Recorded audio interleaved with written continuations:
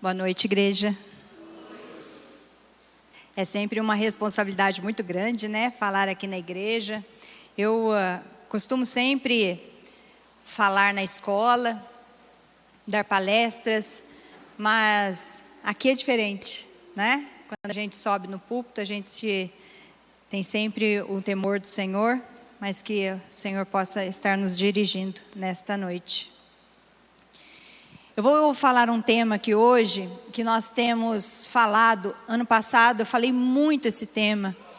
Nas reuniões de pais eu repeti muito esse tema, porque é um assunto muito importante. E às vezes você pode pensar assim, mas por que esse tema na igreja, né? Nós precisamos falar disso na nossa casa, nós precisamos falar disso na igreja. Esse é o melhor local para que a gente possa aprender todas as coisas. Então hoje nós vamos falar do papel da família, da igreja, escola e comunidade na prevenção do abuso sexual. Nós estamos num mês muito bonito, mês de maio. O maio é mês do meu aniversário, mas não é por isso, né? Mas é também, né? É mês de maio, mês das noivas. Eu particularmente acho o mês de maio um mês muito bonito. Mas existe uma data em maio, que é 18 de maio, que é Maio Laranja. Vocês já ouviram falar de Maio Laranja? Quem aqui já ouviu falar? Poucas pessoas. Hoje nós vamos estar reunidos aqui para a gente refletir sobre essa questão que nós vamos estar falando. E é muito importante nós oferecermos acolhimento para quem já passou por um abuso. A gente saber realmente o que é um abuso. Como a gente consegue prevenir o abuso. Né? São coisas que é importante a igreja estar sabendo. Você imagina que uma pessoa, quando ela foi abusada sexualmente, ela carrega isso para a vida toda. Né? Geralmente, isso acontece na infância. Nós já temos, eu tenho atendido pessoas lá na Unisal, onde eu faço a faculdade, no estágio obrigatório de atender, né? Eu e os meus colegas, agora de profissão. Gente, o que temos de pessoas abusadas, o que temos de crianças abusadas, não é brincadeira. O número ele é muito grande. Às vezes a gente acha que esse número, ou o abuso, ele acontece longe de nós. Né? Não é na nossa casa, nunca vai acontecer com a gente. A gente sempre pensa isso, e tomara realmente que nunca aconteça, mas pode acontecer. Né? Nós precisamos estar atentos aos sinais, nós precisamos saber como evitar isso. Então eu vou falar um pouquinho para vocês do Maio Laranja. Maio Laranja, passa para mim, por favor. Ele é comemorado no dia 18 de maio, que é o Dia Nacional Combate ao Abuso e Exploração Sexual no Brasil. É uma campanha de conscientização, né? E surgiu como? De uma maneira trágica. Geralmente essas campanhas, elas surgem quando acontece algo trágico, né? Então essa menininha que vocês estão vendo aí, essa coisa linda, ela foi violentada, ela foi raptada, drogada, ela foi violentada fisicamente, sexualmente por vários dias. Por vários dias. E antes dela ser morta, o seu corpo foi desfigurado por ácido e abandonado num terreno baldio. Esse caso não foi julgado até hoje. E aí nasce, né, um grupo, uma revolta de você querer justiça. Né? O que acontece? Por que tantas crianças são violentadas? E aí foi instituído pela Lei Federal 9.970, no ano de 2000, o dia 18 de maio, que é o dia da gente se conscientizar. Então nós estamos iniciando hoje, 1º de maio, esse mês, que eu fiquei muito feliz quando o pastor Vanderlei falou, olha, vamos fazer o mês da psicologia. Por quê? Nós temos visto aí, né? Vocês podem compartilhar de como nós temos sofrido sobre essa questão de ansiedade, depressão, angústia e tantas outras coisas que fala do nosso emocional. E nós precisamos cuidar. Passamos já dessa época de achar que, está com angústia, é do diabo. Não, nós somos corpo, alma e espírito. Então nós precisamos cuidar do nosso corpo, né? Fazer ginástica, se alimentar bem, para que a gente tenha um corpo saudável. Nós precisamos cuidar do nosso espírito. Como nós cuidamos do nosso espírito? Como, gente? Gente, por favor, me ajuda, que eu não sou pregadora, eu sou professora. Professora gosta de conversar com o aluno, tá? Por favor. E aí? Orando. Muito bem, vai, Guigui, você já estudou no Colégio de Fonte, ajuda aí. Orando. Lendo a palavra, louvando. É assim que a gente alimenta o nosso espírito. E a nossa alma? Como que a gente cuida da nossa alma? É necessário cuidar das nossas emoções, né? Existem aí os psicólogos que estão aí para ajudar. Existem técnicas que hoje estão disponíveis para poder estar ajudando as emoções. Você ir para a praia, por exemplo. Praia para mim não é terapia, mas é terapêutico, né? Eu vou para a praia e fico calminha. É muito bom. E existem várias outras coisas. Fazer aquilo que se gosta. Então nós precisamos aprender a cuidar do corpo, alma e espírito. Existe uma cartilha que foi feita em defesa das nossas crianças e adolescentes. Gente, eu vou mostrar hoje alguns dados para vocês aqui, tá? E são dados alarmantes. São dados que precisam ser observados, porque a gente acha que nunca acontece perto da gente. Mas a cidade de Guaratinguetá acontece muito abuso sexual. Muito.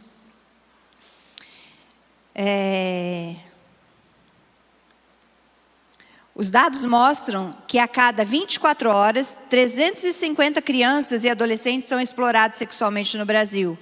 No entanto, esse número pode ser ainda maior, já que apenas 7 em cada 100 casos são denunciados. Então, assim, esse registro ele é muito pequeno, porque as pessoas não denunciam. Nós vamos ver aí no decorrer do nosso estudo aqui, a maioria dos abusos acontece em casa. Geralmente, quando acontece em casa, a família abafa o caso, né? Isso precisa ser denunciado. Isso precisa ser cuidado. Homens e mulheres hoje estão doentes emocionalmente, se envolvendo cada vez mais naquilo que dá prazer. Nós temos, naturalmente, como homens e mulheres, a psicologia diz isso, que é uma pulsão natural, né, do homem e da mulher de desejos. Todo mundo tem desejo, tanto o homem quanto a mulher. Nós temos desejos. Agora, nós precisamos saber o que nós vamos fazer com os nossos desejos. Nós não podemos sair desenfreados fazendo todas as coisas que a gente quer. Não. Né? Hoje existe uma estatística muito grande também de pessoas, homens e mulheres, viciados em pornografia. Isso é um assunto que precisa ser tratado na igreja. Né? Porque se for esse o caso de algum de nós, nós precisamos pedir ajuda. Eu já tive muitos adolescentes me pedindo ajuda nesse caso. Muitos. E a gente encaminha e a gente ajuda. Por quê? Se você ir por esse lado, e se você se deixar ser dominado por isso, você vai trazer problema para a sua vida e você vai causar problema na vida do outro. Pode ter certeza. Por isso a gente precisa submeter a Deus o tempo todo. A cada hora, 3 crianças são abusadas no Brasil. Parece pouco, né? Mas não é. Isso são só os dados que são denunciados. Cerca de 51% entre 1 a 5 anos de idade. Então, isso acontece com as crianças menores, no maior índice. Aí fica um alerta para os pais. A vigilância das crianças de 1 a 5 anos, ela precisa ser dobrada. Dobrada. Aliás, hoje eu vi uma coisa, a Meire que me mandou. Vou falar aqui. Vai estar rodando aí no Instagram. Vocês provavelmente vão ver que está quase todo mundo compartilhando. Uma pessoa, ela estava no púlpito, não sei se é pastor, não sei o que é. É um senhor falando, né? Ele estava falando de algum caso de abuso. E ele disse assim: o caso que aconteceu desta criança de 5 anos é culpa da família e é culpa da criança. É um absurdo a gente ouvir isso. A gente não pode aceitar uma coisa dessa. Não é culpa da criança. A criança, ela é criança. A criança precisa ser cuidada. Não é nunca culpa da criança. Falas assim, inibe a criança de falar com o pai e com a mãe. Porque a culpa vai ser dela. Vocês entendem? A gente nunca pode colocar a culpa na criança, porque realmente não é a culpa da criança. Então nós, como igreja, é a hora da gente falar: para. Todos os anos, 500 mil crianças e adolescentes são exploradas sexualmente no nosso país, e há dados que sugerem que somente 7,5% dos dados chegam a ser denunciados às autoridades. Ou seja, esses números de verdade são muito maiores. E aí eu pergunto para vocês: será que vocês têm claro na mente de vocês o que realmente é um abuso sexual? Né? Porque a gente fala, o que é um estupro? O que é um estupro de vulnerabilidade? Será que você sabe? Então agora a gente vai falar um pouquinho sobre cada um deles. Então o que é um abuso sexual? O abuso sexual trata-se de uma situação em que uma criança ou adolescente é invadida em sua sexualidade e usado para a gratificação sexual de um adulto ou de um adolescente mais velho. Então, assim, sempre quando a criança ou adolescente ela for invadida sexualmente, isso aí não importa, gente, se há penetração ou se não há penetração, tá? É um abuso sexual que está acontecendo. Pode incluir desde carícias, manipulação dos genitais, mama, ânus, exibicionismo ou até o ato sexual com ou sem penetração. E o estupro, gente? O que é o estupro, né? O estupro é crime que consiste em ter relações sexuais ou participar de ato libidinoso. Eu não sei se todo mundo aqui sabe o que é um ato libidinoso, mas é aquilo que vai dar prazer no outro. Então, tudo que vai dar prazer no outro e que não pode, eu filmar uma pessoa, eu passar a mão numa pessoa, estou numa festa lá, eu passo a mão numa pessoa, isso é um ato libidinoso, tá? Então o estupro, o que ele é? Tudo que é feito com violência. Então se eu vou com violência em cima de uma pessoa e eu cometo esse ato de agressão contra ela, isso é um estupro. De novo, não importa se houve penetração ou não. A partir do momento que houve uma ameaça, isso aí é um estupro. A pessoa ela é forçada àquele ato, sabe? E o estupro de vulnerável, ele é um pouco diferente. Por quê? O estupro de vulnerável, ele é caracterizado quando a criança é menor de 14 anos. Ou uma pessoa doente, está na cama.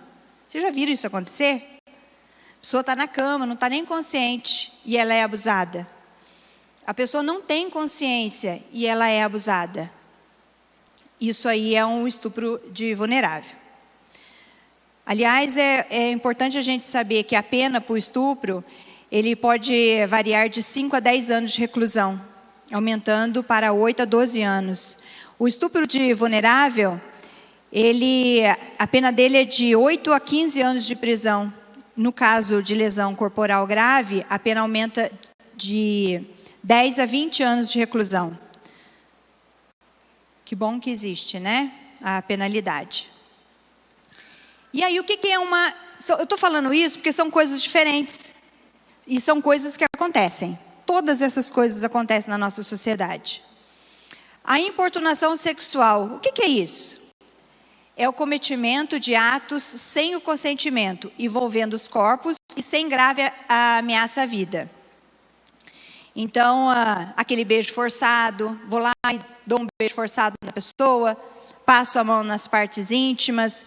Isso é uma importunação sexual. E já o assédio sexual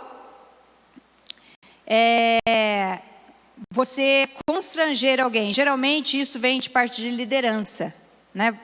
Você está no trabalho e aí o teu chefe vem e ele fala alguma coisa, ele te constrange sempre para ter uma vantagem, um favorecimento sexual. Então isso geralmente vem da parte de liderança. Isso pode ser um chefe, pode ser um líder religioso, enfim. Qualquer pessoa que faça parte da liderança e vai constrange o outro. Isso é muito comum de acontecer. Esse é o famoso assédio sexual. Vocês sabiam dessas diferenças? Faz assim ou assim. Sabia ou não? Mais ou menos? Tá bom. Novamente, gente, isso é importante ser falado na igreja. Os relatos da Bíblia, tem vários, tá? Quem conhece a Bíblia aí sabe que tem vários casos de estupro na Bíblia, né? Tem vários. Hoje nós vamos falar sobre um. Nós vamos falar sobre Amnon e Tamar. Alguém conhece essa história? Amnon, filho de Davi, né? Primeiro filho? Acho que é o primeiro filho. Luiz, primeiro filho? Acho que é. Acho que ele é o primeiro filho. E eu vou ler para vocês, 2 Samuel, é um texto um pouquinho longo, mas eu acho importante a gente ler, porque existem pessoas que às vezes nem conhecem essa história, né? E eu acho importante a gente refletir um pouquinho sobre ela. Vamos lá. Samuel, está na tela? 2 Samuel 13, de 1 a 22. Acompanha aí comigo. Passado algum tempo, aconteceu o seguinte. Absalão, filho de Davi, tinha uma irmã muito bonita, cujo nome era Tamar. Amnon, filho de Davi, apaixonou-se por ela. Então, o rapaz apaixonou-se pela irmã. Meia-irmã, tá? Davi tinha várias mulheres. Amnon ficou angustiado por causa de Tamar, sua irmã, a ponto de adoecer, pois sendo ela virgem, parecia impossível para ele fazer alguma coisa com ela. Mas Amnon tinha um amigo que se chamava Jonadab, filho de Simeia, irmão de Davi. Jonadab era um homem muito esperto. E ele disse a Amnon: por que você está emagrecendo tanto, dia após dia, ó filho do rei? Por que você não me conta o que está acontecendo? Então Amnon disse: estou apaixonado por Tamar, irmã de Absalão, meu irmão por parte de pai. Jonadab respondeu: deite-se na sua cama. Estava armando uma trama, né? Deite-se na cama e finja que você está doente. Quando seu pai vier visitá-lo, diga: por favor, permita que a minha irmã Tamar venha e me dê de comer. Que ela prepare a comida diante de mim, para que eu coma na sua mão. E assim, Amnon deitou-se e fingiu que estava doente. Quando o rei foi visitá-lo, Amnon lhe disse: por favor, permita que a minha irmã Tamar venha e prepare 2 bolos diante de mim, para que eu coma na sua mão. Então Davi mandou dizer a Tamar em seu palácio: por favor, vá à casa de seu irmão Amnon e prepare alguma comida para ele. Vamos refletir um pouquinho aqui. Então esse irmão está doido, apaixonado pela mulher, pela menina. A história diz que ela deveria ter mais ou menos uns 15 anos, filha do rei, bonita, né? Bem cuidada, uma moça virgem. As meninas naquela época, elas usavam roupas próprias. As meninas que eram virgem, elas usavam umas roupas que indicavam que ela era virgem. E o menino está doido, né, por ela. Quer de qualquer jeito ter relação sexual com ela. O amigo vem e vamos arrumar um jeito aí, ó. Vamos arrumar um jeito de você ficar com ela. A Bíblia não fala isso. Eu que fiquei pensando, sabe? Falei, poxa, será que ele já tinha essa prática, sendo filho do rei? Porque, que coisa, né? Vou tramar uma situação para poder estar deitando com a minha irmã. A Bíblia não relata isso, foi só um pensamento. Então, vai, pede para o pai. Você acha que a mulher tinha voz naquele tempo? De jeito nenhum. Imagina uma menina de 15 anos. O pai mandou ir fazer, mesmo que ela não quisesse. Vai lá e faz, tem que ir lá e obedecer. E ela foi cuidar do irmão. Tamar foi à casa de Amnon, seu irmão, e ele estava deitado. Ela pegou a massa e a amassou, fez bolos diante dele e os assou. Pegou a assadeira e tirou os bolos diante dele, mas ele não quis comer. Amnon disse: mandem que todos saiam da minha presença. E todos saíram. E Amnon disse a Tamar: traga comida ao meu quarto e comerei da sua mão. Tamar pegou os bolos que havia feito e levou Amnon, seu irmão, no quarto. Quando ela oferecia os bolos para que ele comesse, Amnon agarrou ela e disse: venha, deite-se comigo, minha irmã. Imagina o apavoramento dela, gente. Quando ela oferecia os bolos para que ele comesse, estou no 12. Porém ela respondeu: não, meu irmão, não me force. Ela estava implorando para ele para que não fizesse isso. Porque não faz uma coisa dessas aqui em Israel. Não faça essa loucura. Porque aonde iria eu com a minha vergonha? Não era casada, né? Era uma vergonha assim muito grande. E você seria como um dos loucos de Israel. A lei judaica dizia que se um homem violentasse uma mulher naquela época, claro que ele passava por julgamentos, né? Julgamentos ali das autoridades. Ele poderia ser morto. Agora, por favor, fale com o rei. Ele não me impedirá que eu case com você. Olha a irmã implorando. Então me pede em casamento. Naquela época você não podia nem escolher seu marido. Me pede em casamento, mas não faz uma loucura dessa.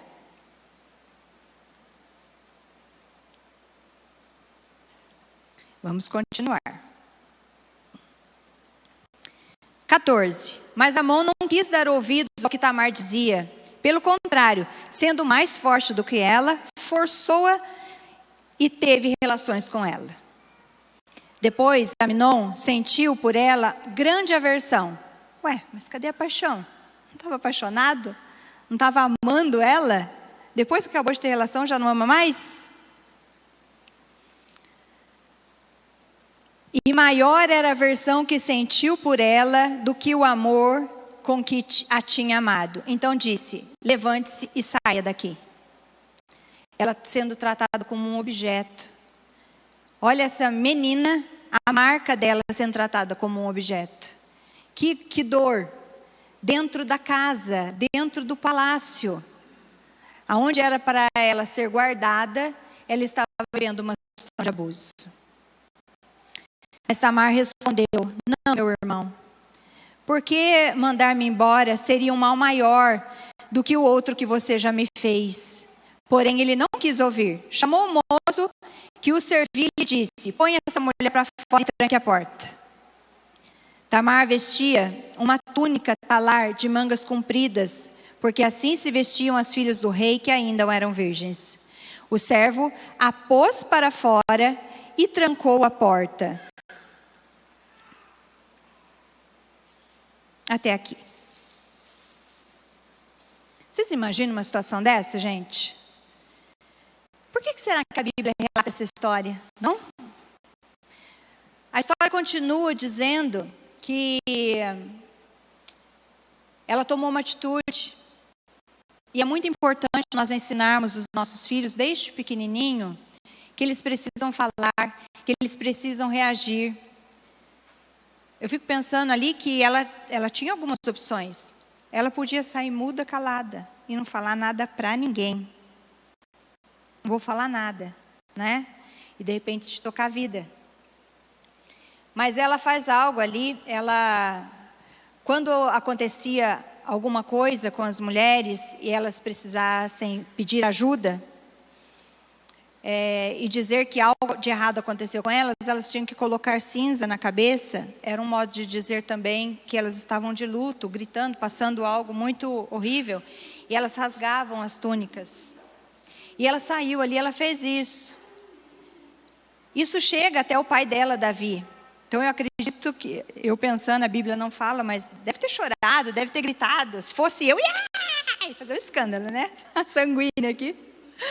Então, faria um escândalo. Então, ela tomou essa atitude. Quando a pessoa toma uma atitude, o que vocês acham que ela está falando? O que ela está querendo quando a pessoa toma uma atitude? O que vocês pensam? Ela está querendo o quê? Justiça, socorro, alguém me ajuda? Eu estou falando para você do que eu estou passando. Isso estava acontecendo dentro da casa dela. Estava acontecendo dentro do palácio. Gente, muitas vezes os abusos acontecem dentro da nossa casa. É dentro da nossa casa. É assustador falar isso, mas é uma realidade, né? E nessa situação, quando ela faz isso, o irmão dela, que é Absalão, que era irmão de pai e mãe, ele fica muito bravo. Ele fica muito bravo, né? E com certeza, o que ele esperava? O que ele esperava? Uma atitude de quem? Quem que deveria intervir nessa história? O pai. Quem era o pai? Davi, ele era o rei. Será que ele ia matar o filho dele? O que eu vou fazer, né? A Bíblia não fala. A Bíblia fala que ele ficou irado. Que ele ficou irado. Só. A Bíblia não fala que ele fez nada. Então, é necessária uma atitude. Quando uma criança, se uma criança vier até você, você precisa tomar uma atitude, você precisa dar atenção. Não importa, não importa. Então veio falar para a mãe, olha, o pai me tocou. Peraí, o pai te tocou? Eu vou a fundo nisso. Essa criança precisa ser ouvida. O tio me tocou. O vô me tocou. Às vezes pode ser o contrário. A mãe me tocou. A criança vai dar sinal, gente. Ela vai dar sinal. Uma vez eu estava... bagunça, todo mundo faz, né? Nós temos alguns alunos aqui que já deram trabalhos no colégio. É normal, a gente está acostumado com alunos que são indisciplinados. Isso passa depois, até motiva às vezes a gente dar risada, né? A Bruna é professora e sabe. Mas algumas coisas, elas fogem do controle. E facilmente, nós que estamos na educação há muito tempo, a gente consegue observar algumas coisas que estão fora. Quando está assim, a gente já chama a família para perto. Dá atenção aqui, ó. Dá atenção aqui, porque a criança está gritando algo. A gente às vezes não sabe o que é, mas está gritando algo. Então eu estava lidando com uma questão disciplinar muito grave, muito grave. E um dia eu pedi para todo mundo sair da minha sala, deixa essa criança aqui comigo um pouquinho. E eu fui adentrando ela com muito cuidado, com muito respeito, e conversando, e falando. E aí essa criança me fala assim, eu falei, está acontecendo alguma coisa na sua casa? Não posso falar. Gritando, não posso falar. Então tá bom, se você não pode, eu estou aqui para te ajudar. Ninguém pode me ajudar. Falei, olha, eu estou querendo te ajudar. E aí essa conversa, gente, durou cerca de 2 horas. E conversa vai. Um determinado momento, essa criança me fala assim, o meu irmão faz eu chupar ele. Você toma um choque quando você ouve isso, né? Porque você fala, opa. E aí nós estamos falando de uma família totalmente desestruturada? Não, nós estamos falando de uma família estruturada. E aí eu já estava pensando assim, meu Deus, quando a mãe souber disso, como é que vai ser? Como é que está acontecendo isso dentro da casa? O que está acontecendo? Você entende isso? Que às vezes acontece dentro da nossa casa. Dentro da nossa casa. Por isso que a gente tem que tomar esse cuidado. E aí eu chamei essa família, a família não aceitou. Ela falou que era mentira dele. Que era mentira da criança, que estava mentindo. Que o irmão mais velho jamais faria isso. Afinal, ele é líder do grupo de jovens. Eu entreguei para a família a situação. Diante da família não aceitar aquilo que poderia estar acontecendo, como é que eu vou provar? Também não posso provar. Mas a minha preocupação é defender a criança. O conselho tutelar foi acionado. Você entende? Nós precisamos tomar uma atitude. Nós precisamos. Então a família, o conselho tutelar foi acionado e a família foi acionada. Essa criança precisa de cuidado. E são vários casos, vários. Aqui a gente fica sabendo, né, de muitos abusos sexuais. Acontece perto. Eu, quando eu era criança, sim, gente, antigamente a minha mãe trabalhava o dia inteiro, né? Enfermeira, trabalhava de manhã, tarde, à noite ela estudava. Então, assim, a gente vivia, tinha sempre uma pessoa que olhava a gente, mas a gente vivia mais na rua do que dentro de casa. Antigamente era assim, né? Então, quando o Vanderlei falava, brincava de esconde-esconde, brincava de polícia e ladrão, brincava de tudo. Chegava com o dedão esfolado e era rua e brincava na rua. Então, acaba que quando a gente vive na rua, a gente aprende algumas coisas, a gente aprende mecanismo de defesa, né? Os meus irmãos sempre foram muito calados. Eu também não era muito de falar, mas brincava na rua o tempo todo. Os meus irmãos, um dos meus irmãos, o meu irmão mais velho, ele era muito... os meninos tiravam muito sarro nele. Ele tinha uma orelha grande, tem até hoje. Uma orelha grande. E naquela época, se fosse hoje, seria o bullying, né? Naquela época, era ficha de telefone. Não sei, os mais novos nem sabem o que é isso. Mas tinha um orelhão. E a gente usava ficha de telefone. E eles falavam que o meu irmão era o orelhão. E o meu irmão tinha repetido. E eu defendia ele. Então acaba que no meio de tudo isso, eu comecei a entrar em algumas brigas de rua. Olha, gente, que coisa feia. Mas era. E tinha um menino lá na rua, que ele era o bambambam. Mais forte, que batia em todo mundo. E um dia ele provocou meu irmão. Gente, eu fiquei tão nervosa, mas eu fiquei tão nervosa. Foi a primeira vez que eu tive esse sentimento, eu tenho gravado na minha memória, porque foi muito ruim. Você já perdeu o seu sentido, assim, de você não lembrar nada, depois falar, meu Deus, o que aconteceu? Foi assim, eu me recordo, eu era pequena. Eu voei para cima dele, eu tinha uma unha grande assim, ó, isso aí era um mecanismo de defesa, para eu bater neles e nos meus irmãos, quando eles me provocavam. Era assim, gente, era cada um por si. E aí, eu tinha uma unha grande assim, ó, para poder me defender. Nesse dia, eu fui para cima desse menino, e aí eu só me lembro de um moço, que eu morava do lado de um hotel, assim, do dono do hotel me tirando de cima dele. A mãe do menino lá, brava, e todo mundo gritando assim, ó, fazia aquela roda assim, né? E aí na hora que eu assim, ó, gente, depois daquele dia, ninguém mais me provocou. E eu me sentia assim, a líder da rua, né? Porque todo mundo fala, não mexe com ela, não mexe com os irmãos dela, porque senão ela vai bater. E eu fingia que eu ia bater, imagina, gente, eu era uma finura, devia ter 30 quilos. Mas peguei a fama ali.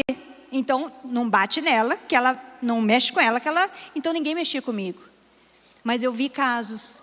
Tinha uma amiga que o moço da banca que vendia jornal passava a mão nela. A troco dava pirulito para todo mundo. Inclusive eu chupava pirulito. Mas comigo ninguém mexia. Olha que coisa, olha como é que a gente pensa, talvez você conheça gente que foi abusada. Um dia na minha casa sempre foi muito cheia de gente, amigos. A minha mãe sempre deixou os amigos ir para minha casa, eu tinha muitos amigos, e dormia gente lá todo o tempo. Nós tínhamos 2 quartos, um quarto era da minha mãe, o outro quarto dormia eu e os meus irmãos, mas a gente nunca estava dormindo sozinho, sempre tinha gente.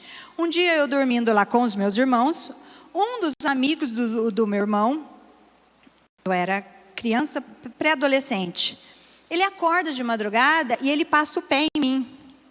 E eu acordei, será que está passando o pé em mim? Pensei, né? Fingi que eu estava dormindo. Porque ele teve que pular o meu irmão para fazer isso. O quarto, gente, era pequenininho. Então a gente teve que jogar o colchão assim, ó. Eu dormia do lado do meu irmão e ele estava. Era meu irmão, eu, meu irmão, ele e meu outro irmão. Ele pulava o meu irmão e veio para cima de mim de novo. Quando ele veio, eu dei uma joelhada nele. Pá! Ele deitou rapidamente e eu belisquei o meu irmão, que estava do meu lado. Meu irmão, o que é isso? Plena, não falei nada, porque eu estava com medo. Será que é isso? Será que não é? Olha isso, olha como é que a criança fica. Eu não sabia o que era. Levantei, fui até o quarto da minha mãe. A gente não podia, a gente era proibido de acordar minha mãe. Só se tivesse, a gente não acordava, porque ela ia trabalhar no outro dia cedo. Fui para o quarto, deitei ali nos pés da cama dela, era uma cama de solteira, e ali eu fiquei. De manhãzinha eu contei para minha mãe. Naquele medo, né? E aí eu contei, meu irmão falou que eu estava louca. Geralmente é isso, a criança está louca. Meu irmão falou, você está louca, ele jamais faria isso. Eu falei, mas ele fez. Aí a minha mãe foi falar com ele e me chamou junto. E ele fez o quê? Jamais negou. E eu falei para minha mãe, e ele fez. Olha a atitude da minha mãe. Ninguém mais dorme aqui em casa. A partir de hoje, ninguém dorme mais aqui. Pode trazer os amigos, mas dormir, ninguém vai dormir mais. E aí ela pegou, para terror dos meus irmãos, você vai dormir no quarto separado. Quando você for dormir, você tranca a porta. E eu vou dormir com seus irmãos. Gente, foi a glória. Foi a glória, gente. Meu sonho era ter um quarto sozinho, imagina. Era o sonho de toda menina pobre ter um quarto sozinho. E aí, a partir daquele momento, até o momento que eu casei, eu dormia no quarto sozinho. A minha mãe tomou uma atitude. Eu me senti segura. Quando nós estamos falando da história de Tamar, não fala que Davi tomou nenhuma atitude. Não deu uma repreensão. Falou, agora você fez isso? Tá bom, não vou matar, mas você vai casar com sua irmã. Você vai casar com ela. Alguma atitude se esperava. O que acontece quando o irmão dela não vê a atitude do pai? Você sabe o que acontece? Quem sabe? Ele mata o irmão que a violentou. Ele vai e faz justiça com as próprias mãos. Então, você imagina isso que se tornou na casa de Davi uma tragédia. É uma tragédia. Então, nós precisamos estar atentos e saber se deu algum sinal, você precisa observar. E você precisa defender o mais fraco. Nós, como igreja, nós precisamos defender os mais fracos.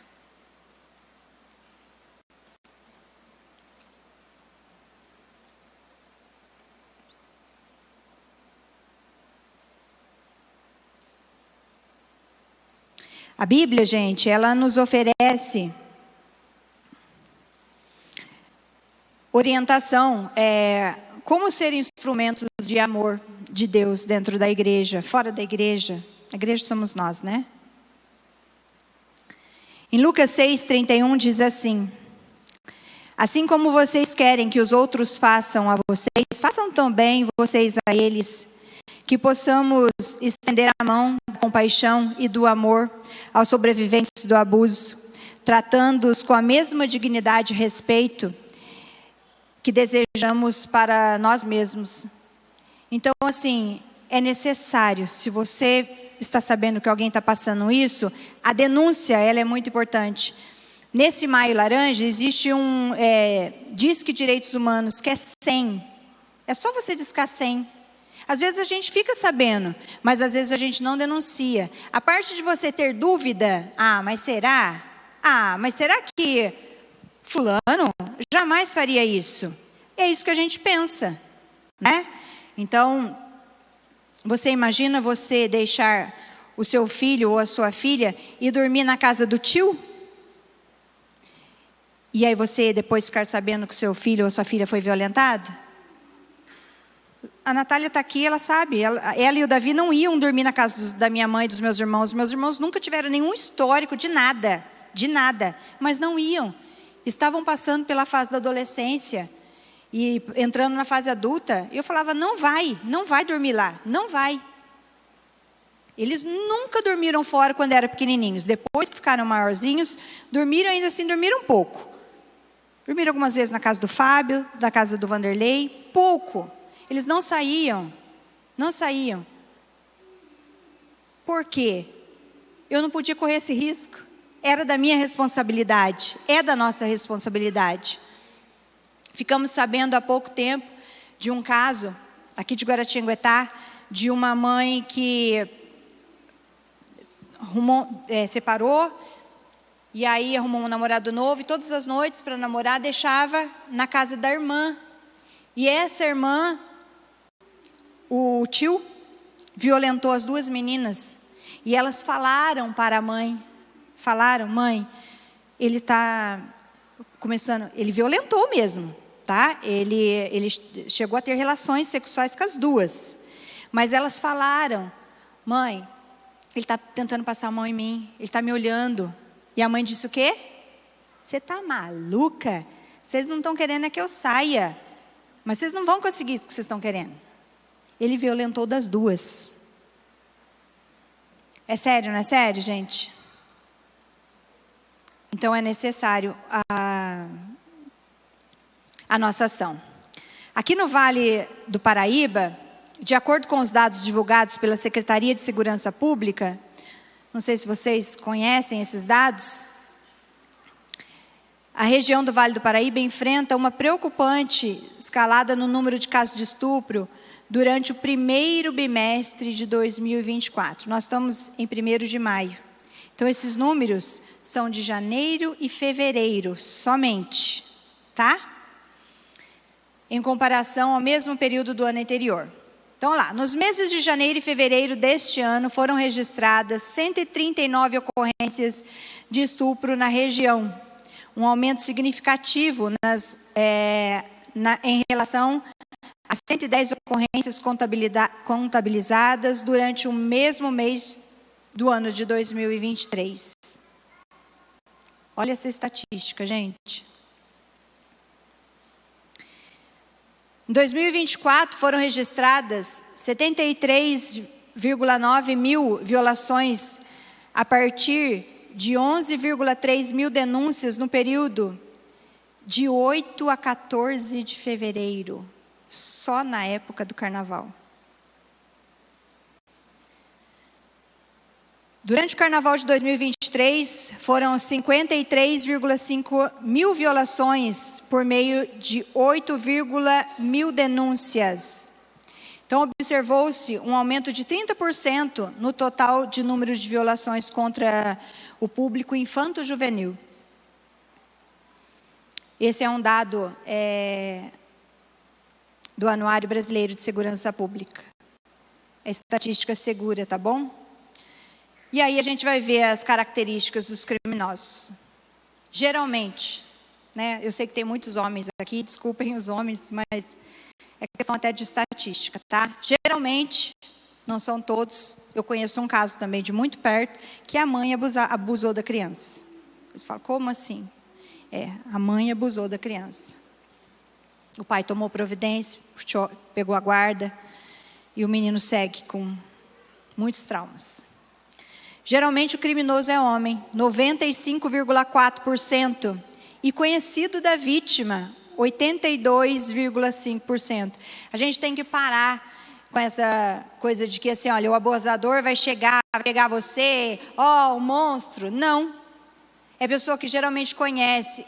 Um dia eu fui criticada, numa das reuniões de pais que eu estava fazendo, porque eu disse que eu sou contra pai e mãe beijar na boca de criança. E sou contra mesmo. O beijo na boca diz respeito de intimidade.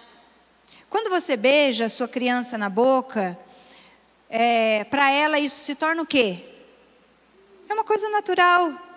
Eu beijo meu pai, eu beijo a minha mãe. O que tem de errado nisso? As pessoas que abusam, elas são próximas de nós. Então, às vezes é um tio, às vezes é um amigo muito próximo. Às vezes é o padrasto, às vezes é o pai, não importa. E aí, se essa pessoa beija na boca, começa a fazer um carinho, para a criança, é natural. Então, ela demora para perceber que aquilo ali é um abuso. É diferente de você falar para ela, ninguém beija na tua boca. Beijar na boca é só depois quando você casar. É assim que a gente sabe que não é assim que funciona, mas é que a gente fala, né? No namoro, né? Mas é assim que a gente fala. É só quando você casar que você vai beijar na boca. Ninguém pode beijar na tua boca. Ninguém pode tocar o teu corpo. Isso em casa é maçante até, gente. De tanto que eu falava para os meus filhos. Ninguém. Corre, grita, sai correndo. Aqui na salinha. Eu fico vigiando. Eu falo sempre para a Natália. Natália, por favor, fica de olho nesse banheiro aqui para mim. E ela traz ela. Fica de olho no banheiro aqui para mim. As meninas entrando. Porque às vezes a gente está na igreja. Aqui todo mundo irmãos. Imagina se vai desconfiar de alguém. Mas a gente não se percebe. A gente não se percebe. De repente, entra alguém ali no banheiro. Tem uma menina ali. E acontece muito rápido. Né? Lá no banheiro, todas as vezes que eu vou dar aula. Cheguei, depois que todo mundo entrou, eu vou até o banheiro, conferir se tem alguém no banheiro, eu volto. Os meus alunos sabem, não sai de 2 para o banheiro, não sai. Semana passada eu dei aula, 2 meninas, ai, quero ir no banheiro, quero ir no banheiro. Eu falei, ó, se vira aí, conversa entre vocês quem está mais apertado, porque as 2 não vai. E aí, quem vai? Vou eu. 2 no banheiro, não vai. Não vai. Então, enquanto estão sobre a minha responsabilidade, vai ser dessa forma. Né? Vamos lá. Sendo que 40,8 era pais ou padrastos, 37,2 irmãos, primos ou outro parente, e 8,7 avós. 17,5 dos criminosos são de vítimas desconhecidas. Aí fala assim, nossa, a Leandra vai falar que todos os pais... Não, gente, é claro que não são todos os pais, é estatística. Mas a gente tem que vigiar. A gente tem que tomar cuidado, a gente tem que ouvir os sinais. Existem 2 modalidades de abuso sexual. É a intrafamiliar e a extrafamiliar. Então, a intrafamiliar é gente de perto. Sempre que falar intrafamiliar, talvez vocês, em algum noticiário, possa ouvir essa palavra, intrafamiliar, está falando de gente de dentro de casa. Então, pais, irmãos, avós, padrasto, madrasta, cunhado, e quem tem a guarda, tutela, né? Gente que mora junto. Extrafamiliar, o agressor é uma pessoa conhecida ou desconhecida, mas não é tão próximo da pessoa, tá? E pode estar um amigo, um vizinho, não é o tempo todo de dentro da tua casa. Essa aí é extrafamiliar. Quanto tempo eu tenho? Eu falei para a Mary vigiar, não vi só. Tá. Tô acabando. Vamos lá ver mitos ou verdade. Um mito. O agressor sexual da criança e adolescente é um psicopata. Ele é um psicopata, um monstro. Mentira. Agressor de criança está do teu lado. Cuidado. Um mito. O abuso sexual de criança e adolescente é raro. Mentira. Acontece muito, muito. Verdade. A criança e o adolescente nunca devem ser culpabilizados. A reação da vítima depende do método usado pelo agressor. Então, mito, a criança e o adolescente abusados sexualmente esquecerão a experiência sofrida. É um mito. Vai carregar isso para o resto da vida. Traumas assim horrorosos, gente. Você imagina você ser abusado por uma pessoa ali que era para te cuidar de você. Verdade. Criança e adolescente que foram vitimizados sexualmente devem receber ajuda terapêutica. Sim, precisa de ajuda. Precisa de ajuda terapêutica, precisa de ajuda espiritual, precisa de tudo quanto é tipo de ajuda. E aí fica um alerta, né, dos sinais que dão. A criança, gente, que está tudo tranquilinha, ela passa a ter insônia. Começa a verificar o que está acontecendo. E aí também, às vezes não é nem só do abuso, né, de outras coisas. Começa a ter insônia, perda de sono, pesadelo, agressividade, começa a morder, chutar, gritar, ter dificuldade de relacionamento, se isolar, tem medo de tudo, dificuldade na concentração, não se concentra para nada. A criança era super extrovertida, agora está fechada. Está ganhando muito peso, está perdendo muito peso. É claro que tudo isso não vem sozinho, tá, gente? Não é, está ganhando peso, não. Aí meu filho está sendo abusado. Não, não é isso. Gestos, brincadeiras, desenhos, a criança vai dar sinal para você. E aqui, rapidamente, nós vamos falar de 3 conselhos. A comunicação, ela precisa ser aberta e transparente. Então, o segredo saudável para o filho, você tem que falar isso para o teu filho. Existe o segredo saudável e o segredo não saudável. Porque, às vezes, até em psicólogo, sabia que psicólogo, às vezes, fala assim, isso aqui você não pode contar para tua mãe? Como assim não pode contar para tua mãe? A tua mãe e teu pai podem saber de tudo. Não existe segredo com a família. Então, o segredo saudável é aquele segredo que não demonstra nenhum perigo ou ameaça. Exemplo, vamos fazer uma festa surpresa para o seu pai, para a sua mãe? Isso é um segredo saudável. Agora, o segredo não saudável. Brincadeiras com toque físico, aquilo que você não pode contar. Eu não posso falar isso. Porque se eu contar, vai acontecer alguma coisa com sua mãe. Se eu contar, vai acontecer alguma coisa com seu pai. Se eu contar, a sua família vai ser destruída. Isso aí é perigoso, você tem que falar isso para a criança. Se fizer isso, me conta, porque você está correndo perigo. Supervisão ativa e respeitosa. Você sabe o que o teu filho está vendo na internet? Os sites hoje estão liberados. Provavelmente, a estatística, daí de repente a gente pode até voltar num estudo, de crianças que estão vendo pornografia é gigante. Gigante. E aí começa uma estimulação precoce, que não é saudável. Então, precisa de supervisão. Precisa. E a educação preventiva